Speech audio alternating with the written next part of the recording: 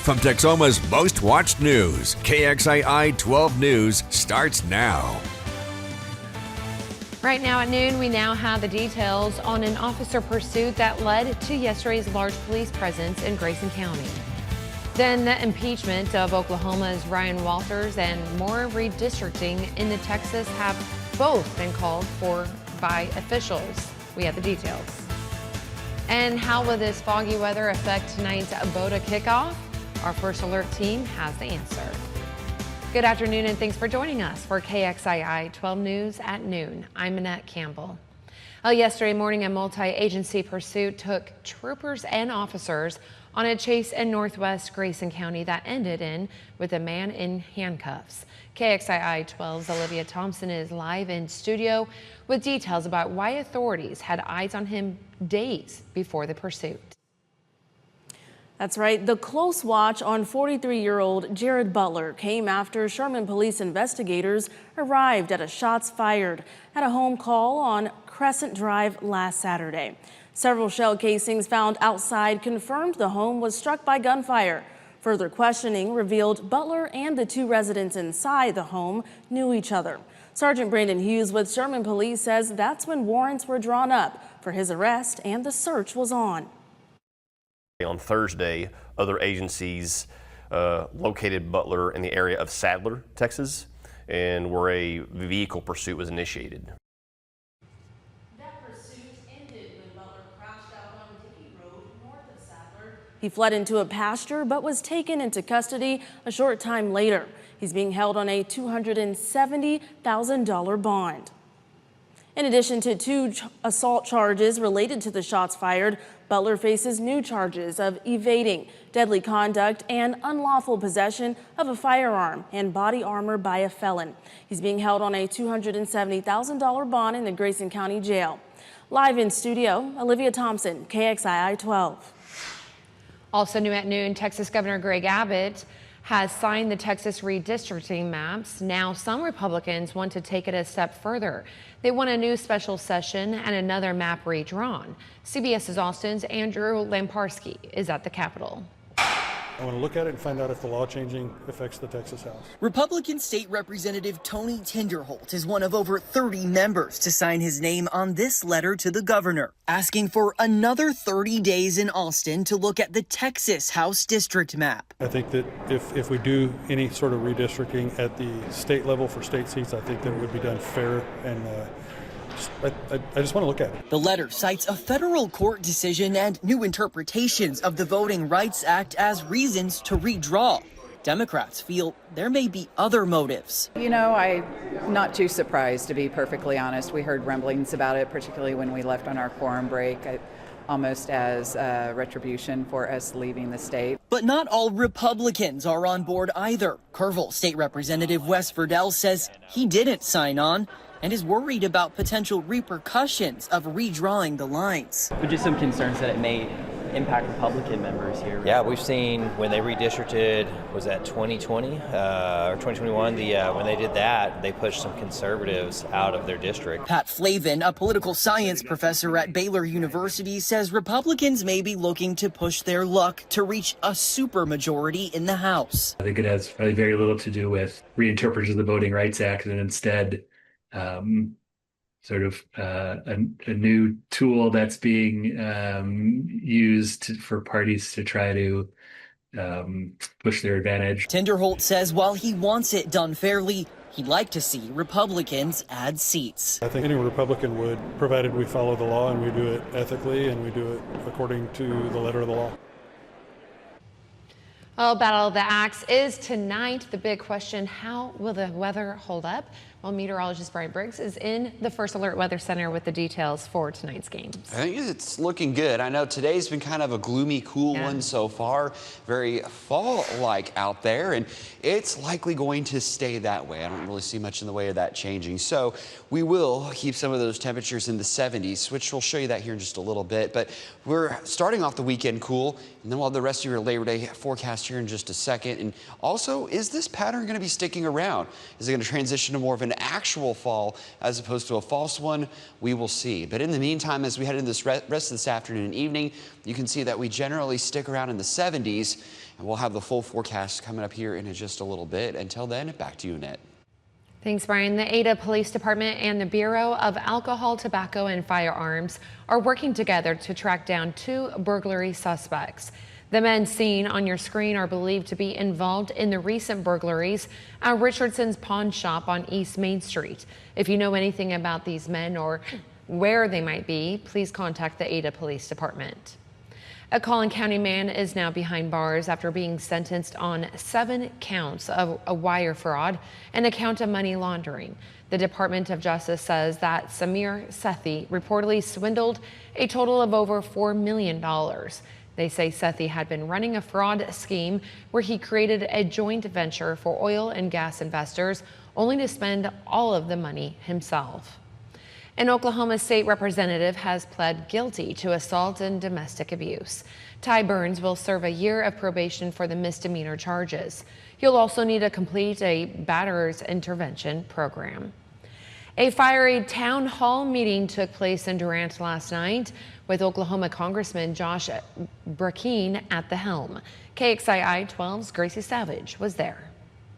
Thursday night, Oklahoma Congressman Josh Briggs hosted his 127th town hall, this one in Durant. Go back to Congress and speak with some expertise, because I don't think there's any member out of 535 members of Congress that have done this many town halls. He says meetings like these are one of his top priorities. Part of the job is listening to the people he represents. It's foolishness to not come with a teachable heart. The hall was packed on Thursday with a crowd ready to listen and be heard. Congressman Briggs spoke about the president's tax and spending cut bill passed earlier this summer. Come January 1 of 2026, with no action by Congress, there would have been the largest tax increase in this nation's history. The so-called Big Beautiful Bill imposes policies intended to prevent that. Some at the meeting agreed with Congressman Briggs. This information he presented tonight was the most concise, logical. Others disagreeing. I'm sorry, I cannot call it the big. It's okay. For me, it is not about Republicans versus Democrats. It's not about political parties. It is about human decency. Rebecca Waters says her biggest worry is minimum wage.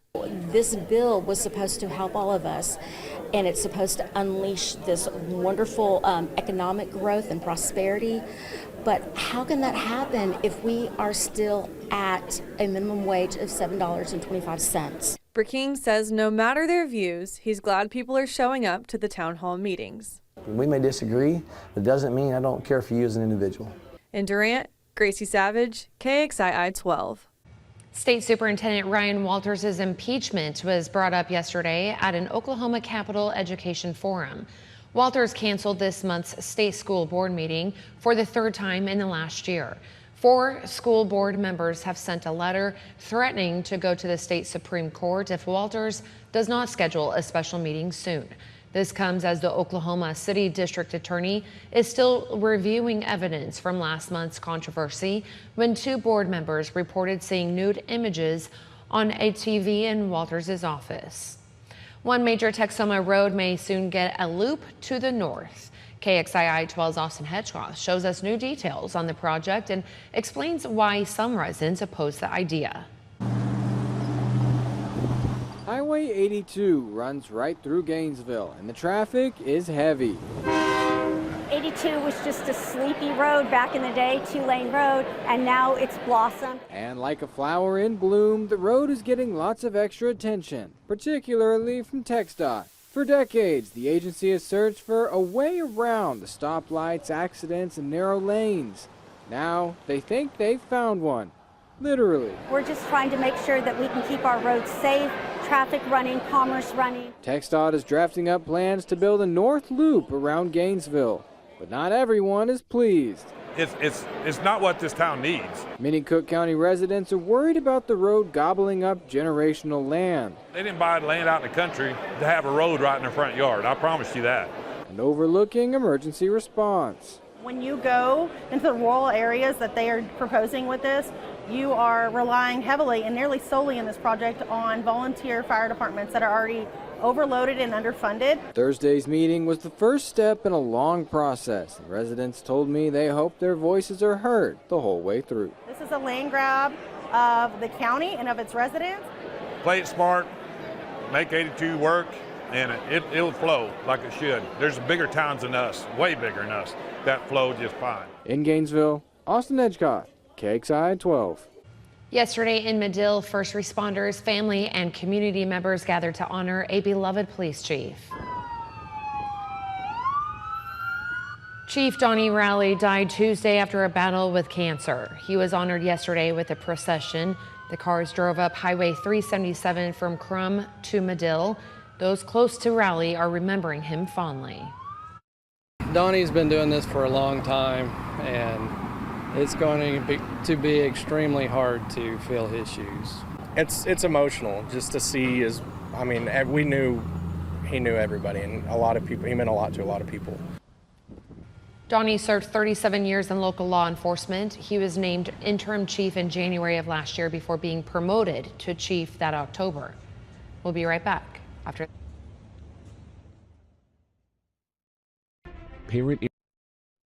Welcome back. The families of the two children killed in the Minneapolis school shooting released statements yesterday. Police say the shooter fired repeatedly into a church where children and adults were celebrating morning mass. 18 other people were wounded. Ashar Kiarshi is in Minneapolis with the latest on the investigation. Police say the shooter couldn't see the hundreds of students and staff inside Annunciation Catholic School as bullets shattered the stained glass church windows Wednesday. The shooter wanted to kill children, defenseless children. Approximately 116 rifle rounds, 3 shotgun shells, and a live handgun round that police believe jammed in the chamber were found at the scene, along with 3 legally purchased weapons. There's anger, there's questioning. Principal Matthew DeBoer spoke to CBS Evening News co-anchor Maurice Dubois about meeting with the victims' families. What'd you tell them? I told them that I was there, and I held their kids' hands. And I told them that their parents loved them, that I loved them, and I gave them a kiss. And it was hard. But they deserved to know that someone was with their kids. Those stolen lives belong to 10-year-old Harper Moisky and 8-year-old Fletcher Merkel. We will never be allowed to hold him, talk to him, play with him, and watch him grow into the wonderful young man he was on the path to becoming. Jesse Merkel honored his son Thursday.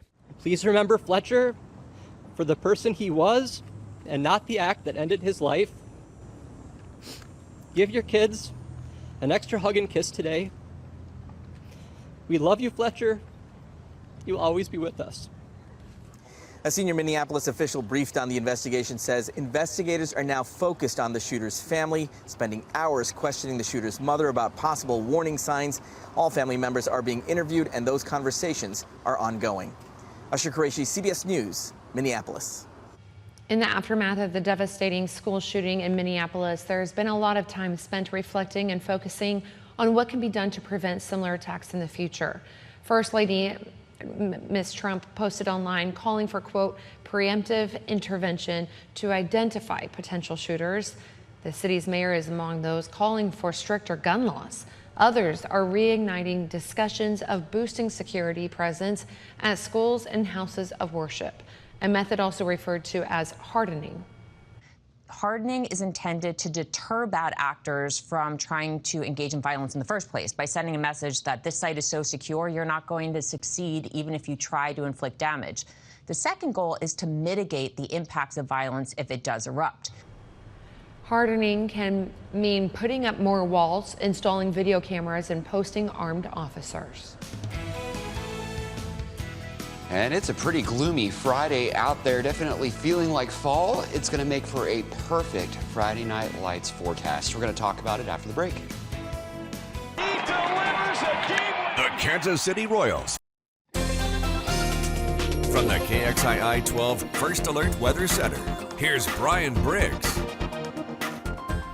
Happy Friday, Texoma. Hopefully you're making the best out of the weather today. If you're a summer lover, this is not the ideal sight that you want to see, as fall has made a comeback after a wild week of seasonal tug-of-war between summer and fall. Live look at your Sherman Tower cam, which is sponsored by Crazy AC Guy, and it is gloomy out there. It has been gloomy through most of the day. We had some dense fog earlier this morning that has now lifted, but it's keeping us nice and cool across the area. This is an absolutely wild sight to see for one of the last several days of August here. Most of us in the 70s. We still have some locations, though, in southern Oklahoma that are in the upper 60s still.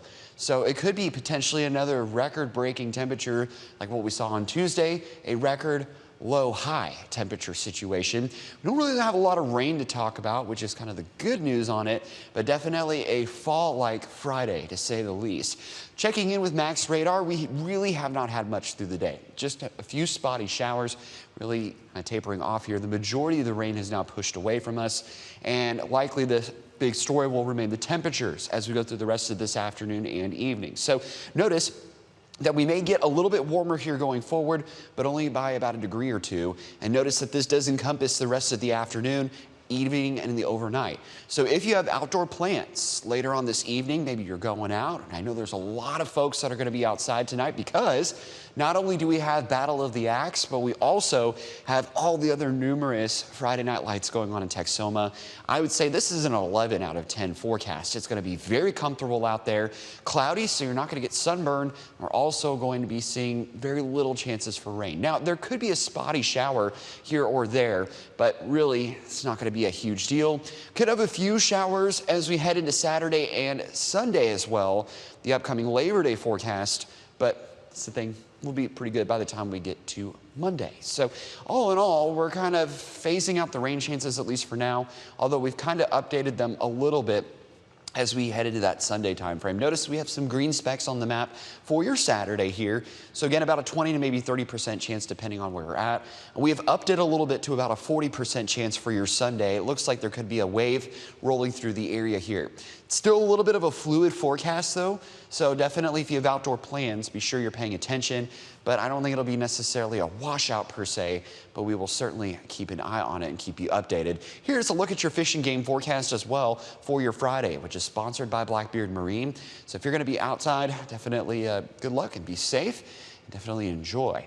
If you're a fan of this fall feel that we've been feeling, it may not be a false fall after all. Notice that this is not the same graphic we used last week. This is actually, for the first half of September, more blue and more pronounced cold on the way, at least all relative.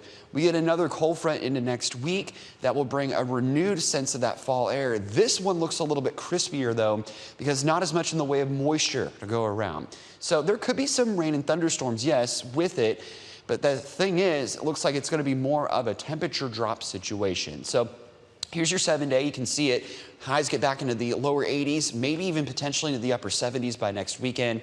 Those lows could be in the 50s and maybe 40s too. So that's the thing. As we transition more into September, feeling a lot less like summer and also feeling a little bit more like fall. So we'll certainly keep you updated. Enjoy, though, the weather tonight, especially if you're going to be heading out, and keep an eye to the sky, especially for your Sunday. That's going to be it for weather. Back, Americans are enjoying the last licks of summer this Labor Day weekend. The TSA expects nearly 17.5 million people at its checkpoints through Wednesday. As Chris Van Cleve reports, this comes amid another air traffic control communications issue. It happened again, a communications outage impacting Newark Airport Thursday, just as the Labor Day weekend travel push ramped up. Is it the COM or the ILS frequencies that are unreliable? It's our COM. Same old here. Frequencies are no good. There's parts missing. The FAA says it's investigating this latest episode at the same Philadelphia area air traffic control facility that experienced major outages earlier this year. Thursday's outage happening despite the installation of newly upgraded communications lines, resulting in hundreds of delays. It was a little disappointing, but I think 30 minutes isn't as bad as it could be, as we've experienced this summer. Wednesday, Transportation Secretary Sean Duffy promised additional air traffic control upgrades. By the time we get to next summer, there's going to be some noticeable changes and improvements in the airspace. American and United Airlines expect to fly about 7 million passengers this weekend. The FAA is forecasting the busiest Labor Day in 15 years. The Kittle family is hoping to beat the crowd leaving Washington, D.C. Yeah, definitely nervous. We didn't know what to expect with the holiday. We thought it might be really busy, so we got here a little bit early. According to AAA, domestic round-trip flights are 6% cheaper than last year, averaging $720 a ticket. U.S. hotel rates are down 11%, and car rentals dropped 3%. Most Americans will drive, finding gas prices on average about 15 cents a gallon cheaper. Welcome news for Sarah Rowland's road trip through Oregon. Trying to escape the Nashville heat. We thought Labor Day weekend would be nice here. The FAA is watching for potential delays in places like Boston, across Texas, Florida, Denver, and San Francisco. Here in Newark, so far so good. Chris Van Cleve, CBS News, Newark.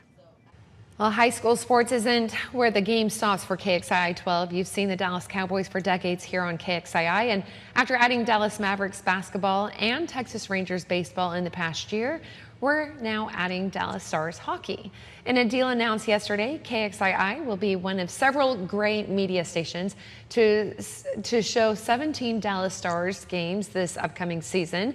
The games will be a mix of preseason and regular season matchups. Details on when and where to watch those games will be announced a little bit later this fall. And I know, speaking of sports, we got a lot of Friday night football going on tonight. Other than maybe a stray shower, we're going to be looking pretty good, and temperatures staying nice and comfortable. It is going to feel like fall out there, which is very, very nice. It's better than 100 degrees and roasting sunshine. We could have some showers and thunderstorms off and on through the upcoming Labor Day weekend. It's not enough for a first alert weather day, though, because we just don't really have any severe weather chances. Then we're not looking too bad next week. Another, though, pretty healthy cold front on the way for next weekend. Will renew that fall feel. Ooh, we'll take it. Yep. Well, good luck with all the games across Texoma this evening. Looks like weather might be pretty perfect for it. Wonderful. Yeah. We'll see you back Monday.